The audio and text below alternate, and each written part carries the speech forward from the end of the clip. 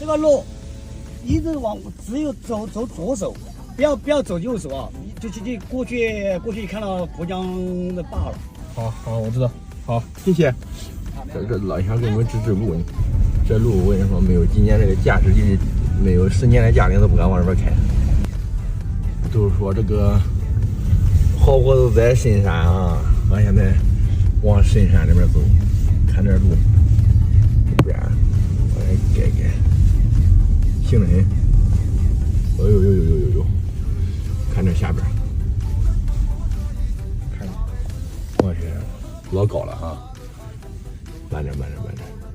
所以说这个好伙子都在深山里边，看到没？全是爬杆。看到没有？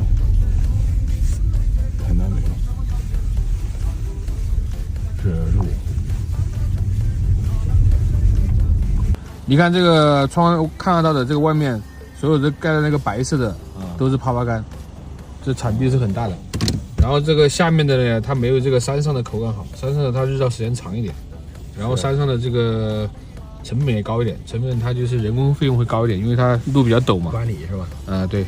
哎呀，真是这都是好人，看到没？然后咱们现在上山的这种就是咱们定的这个标准。对，你看这个坡上的，它阳光照射，它上下都能照得到。然后你像那个平原的那个位置，它太阳只能照到上面的果子嘛。大家好，这回正好来四川出差了，路过咱那个枇杷果园，来这转一圈，看看咱这个枇杷园那个长度大概有多少，拿着专业仪器哈。这山路不太好走，看这漂亮不漂亮？这都是的。这个尝尝，看看口感咋样？光滑不光滑？发亮是吧？现在这个枇杷干还有点酸呢。现在没办法给大家做，得等到半个月、1个月以后了都。测一下长度啊，这还没开始测量哈。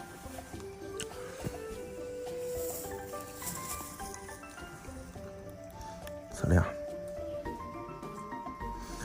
14.2，咱正常都在做的时候到家人们收到以后都应该是15到16个糖了，那口感是最佳的。现在这个口感的话，还略微有点酸，还没退酸完呢。咋样啊？现在这糖度刚刚测的都压13-14个了。你13-14个关了，13-14个关没啊？